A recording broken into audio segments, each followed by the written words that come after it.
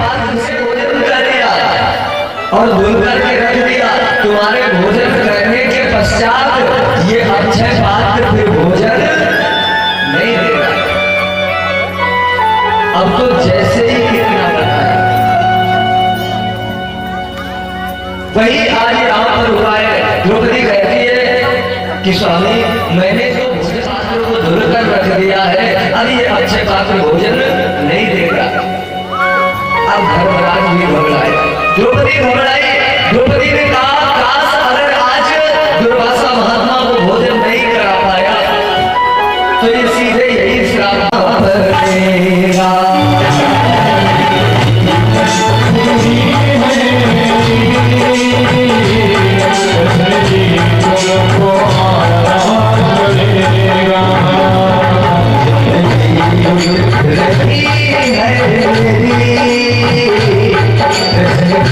तुमको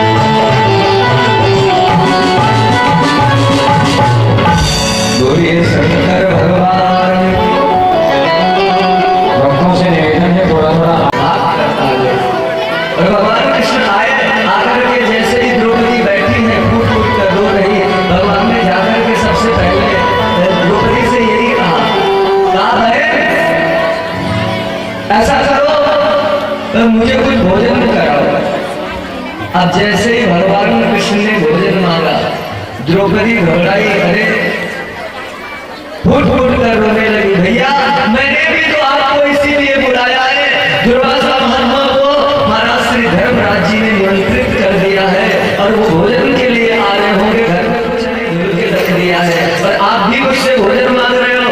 भगवान ने कहा कहाँ है अक्षय पात्र? द्रौपदी ने कहा भैया मैंने वो धुल के रख दिया है। भगवान ने कहा बहन लाओ मुझे दिखाओ। तो द्रौपदी गई, अक्षय पात्र लेकर आई, भगवान कृष्ण को दे दिया। अब भगवान वो अक्षय पात्र लेकर के उसके अंदर देख रहे हैं कुछ लगा हो। द्रौपदी ने कहा भैया कुछ नहीं, मैंने धुल के रख दिया है। भगवान देखते रहे अंदर और जैसे ही अंदर देखा तो क्या देख रहे हैं, एक चावल का कण लगा, छोटा सा चावल लगा। आप विचार करें, आप ये मत सोचना कि द्रौपदी अच्छी तरह बर्तन नहीं साफ कर पाती थी। हाँ ये मत सोच लेना। ये चावल जानते हो कहाँ से आया? बर्तन तो बहुत बढ़िया साफ किया था द्रौपदी ने, परंतु ये चावल का कण जानते ही भगवान ने अपनी माया से प्रकट किया है। वो परमात्मा जो राई से पर्वत करे, जो राई को पर्वत बनाने वाला है, क्या वो एक चावल का कण नहीं बना सकता?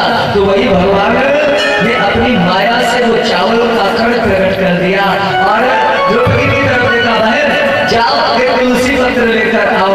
द्रौपदी गई, जाकर के तुलसी पत्र लेकर आई। भगवान कृष्ण ने वो चावल का कण उठाया, उस तुलसी के पत्र पर रखा और रख करके भगवान कृष्ण ने अपने मुख में रखा और जैसे ही चावल का कण मुख में रखा, भगवान कृष्ण के मुख से अनायास निकल गया विश्वस्तृप्तयामि, सारा विश्व तृप्त हो गया। और जैसे ही भगवान कृष्ण के मुख से अब इधर क्या हुआ, दुर्वासा महात्मा 10,000 शिष्य होने समय यमुना में स्नान करने गए थे। अचानक चेला लोगों के पेट फूलने शुरू हुए। 10,000 चेला, किसी को खट्टी मीठी डकार आ रही है, किसी का पेट फूल रहा, कोई लोटा बराबर सब लाइन में भागता जा रहा है। यहाँ तक कि दुर्वासा महात्मा को खुद ही 1 मिनट बैठने को नहीं मिलता। दुर्वासा महात्मा जी एक बार वापस आ पाते हैं, पेट में फिर बादल गरजने लगते हैं, दुर्वासा जी फिर भागते हैं। तो भगवान ने कहा है विश्वस्तृप्तयामि, सारा विश्व तृप्त हो जाए। भगवान के उदर में ही तो सारा विश्व समाहित है। तो आज भगवान कृष्ण ने ऐसा बोला है, दुर्वासा के सारे शिष्यों की तबीयत खराब, सब कोई तो बालू में लोटा लोटा घूम रहे, इतनी पेट में दर्द हो रहे।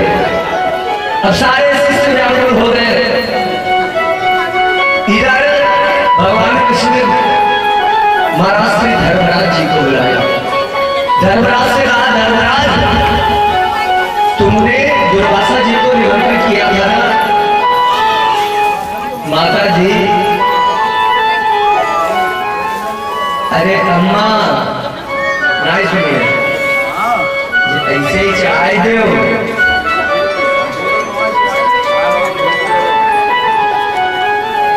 बोलिए सच्चे दरबार की।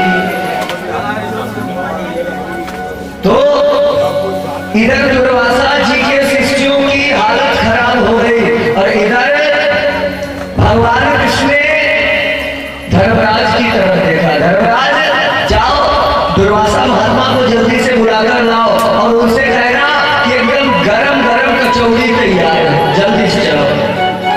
धर्मराज ने, भगवान कृष्ण ने कहा आप कहते हो उनको लिवाकर लाओ और वो अगर आ गए भोजन नहीं मिलेगा तो भगवान कन्हैया के आज तुम जाओ लिवाकर लाओ। धर्मराज ने कहा ठीक है। धर्मराज गए, यमुना जी के किनारे पहुंचे तो क्या देखा, 10-20 चेला बालू लौट रहे, इतना पेट में दर्द हो रहा और 10-20-50 चेला जो है भागे भागे घूम रहे, वो बैठ ही नहीं पा रहे, यहाँ तक कि दुर्वासा महात्मा खुद नहीं बैठ पा रहे। अब ये दशा हो गई दुर्वासा जी की। धर्मराज जी को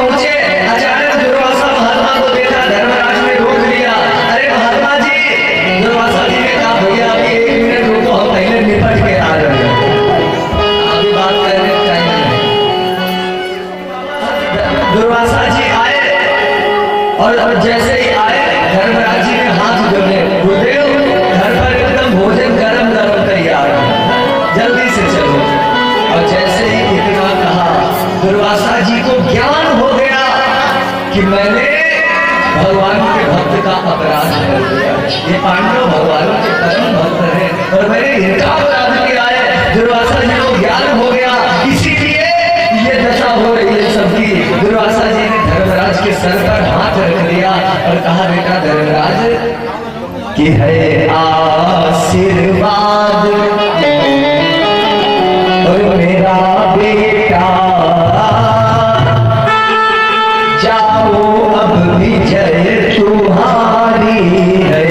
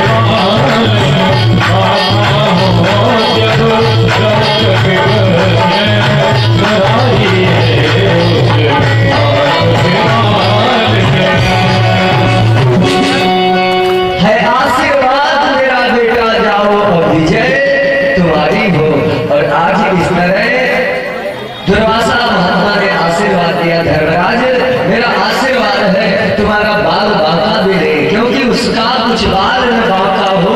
जब रक्षक कृष्ण मुरारी है, जिसका रक्षक वो परमात्मा बन जाए, उसका कोई भी बाल बांका नहीं कर सकता है।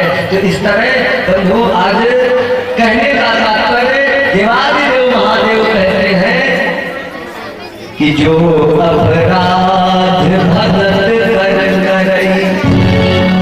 राम रोष पावक सुई जरई। जो भक्त का अपराध करता है, भगवान कहते हैं उसे मैं अपनी क्रोध रूपी अग्नि में जलाकर राख कर देता हूँ। दुर्वासा जी को जलना पड़ा, वो तो क्षमा मांग ली तो दुर्वासा जी बच गए। इतना ही नहीं, ये तो दुर्वासा जी को चलो महात्मा है। राघवेंद्र सरकार राजा राम कथा को अगर आप सुनेंगे, राम कथा में वर्णन आया है राघवेंद्र सरकार राजा राम जी के छोटे अनुज एक बार लक्ष्मण जी ने भक्त का अपराध कर दिया। लक्ष्मण जी ने कौन से भक्त का अपराध किया कि पहुंचे श्री राम जी लक्ष्मण के आश्रम। कौन सा अपराध किया है? बोले पहुंचे थे श्री राम जी सबरी के आश्रम, और जैसे ही राम जी सबरी के आश्रम में पहुंचे, सबरी ने देखा राम को मन में हुई मगन। सबरी इतना मगन हो गई, इतना मगन हो गई, अगर प्रफुल्लित हो रही है। माता सबरी ने क्या किया? राघवेंद्र सरकार राजा राम जी आए हैं तो जो बेर चुन चुन के लाई थी ना, वो राम जी के सामने बेर रख दिए। और जैसे ही राम जी के सामने बेर रखे और राम जी से निवेदन किया, तो बेरों को खाओ। और जैसे ही बेरों के लिए कहा, राम जी तो परम दयालु है, अपने भक्त का मान रखने वाले हैं। फिर वो श्री राघवेंद्र सरकार राजा राम जी ने बेर को उठाया और खाया, और जैसे ही खाया इतना आनंद आया, क्योंकि भक्त का प्रसाद मिल रहा है। राघवेंद्र सरकार जी कहते हैं कि आज तो मेरा जीवन धन्य हो गया। लक्ष्मण की तरफ देखा, अरे भैया लक्ष्मण, इतना आनंद तो सीता के द्वारा बनाए हुए भोजन में कभी नहीं मिला, जितना आनंद ये माता सबरी के बेरों में आया।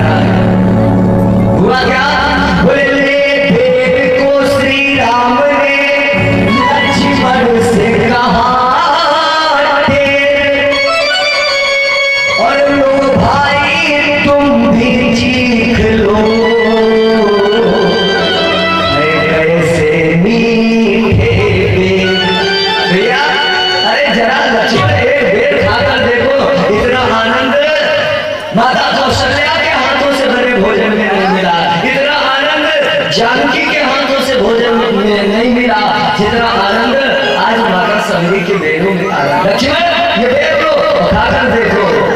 अब जैसे ही इतना हुआ, लक्ष्मण जी ने मन में विचार किया, मैं वीर क्षत्रिय हूँ और ये अधम जाति में है सबरी माता, मैं इसके हाथों से कैसे बेर खा सकता हूँ, बेर खाओ। और जैसे ही हाथ में दे दिया, अब लक्ष्मण जी विवश हो गए कि भ्रात आज्ञा मान लखन बेर लिया एक, और श्री राम जी की नजर बचा पीछे दिया। बेर ले तो लिया, लेकिन लक्ष्मण जी ने कहा मैं खाऊंगा नहीं, हम ये जाति की स्त्री है, मैं बेर कैसे खाऊं, पीछे फेंक दिया। और जैसे ही बेर को पीछे फेंका कि श्री राम जी की नजर बचा पीछे दिया। बोले ये बात प्रभु के दिल में, और ये बात प्रभु के दिल में, और समाती चली गई।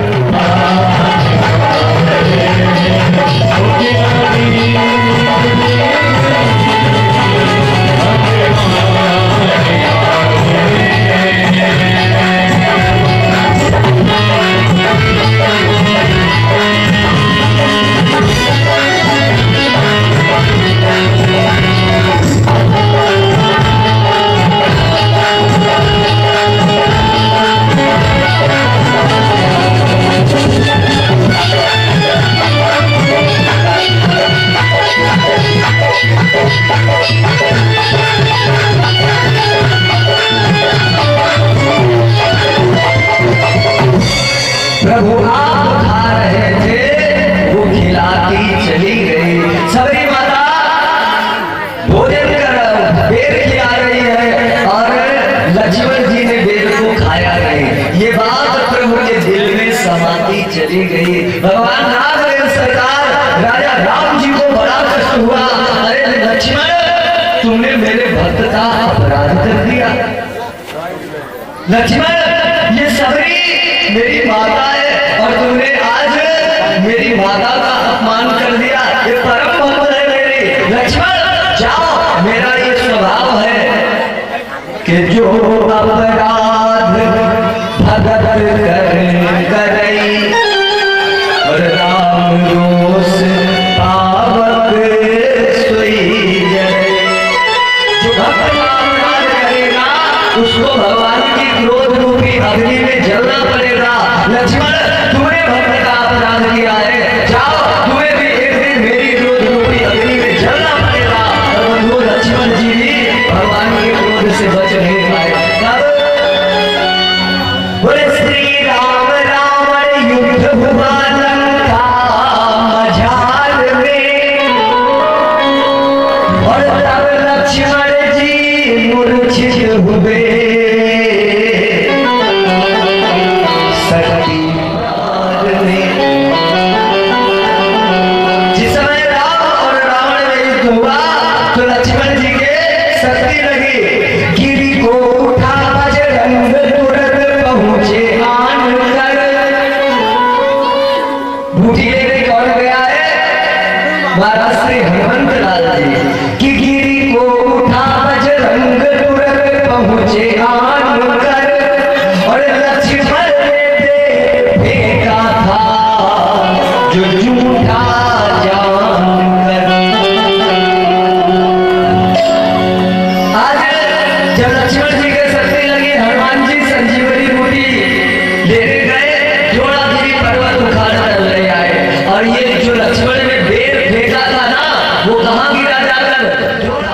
द्रोणागिरी पर्वत पर वही पेड़ संजीवनी बूटी बन करके पैदा हो गया। तो गिरी को उठा बजरंग तुरंत पहुंचे आन कर, और लक्ष्मण ने पेड़ फेंका था जो झूठा जानकर। जानते हो आज उसी बेर में भगवान कहते हैं लक्ष्मण वैसे नहीं खाया तो ऐसे खाना पड़ेगा, खाना तो पड़ेगा। इसलिए लक्ष्मण ने पेड़ फेंका था जो झूठा जानकर, वही पेड़ कि बनकर सजीवन जाए, बनकर सजीवन जाए, बचाती चली गई।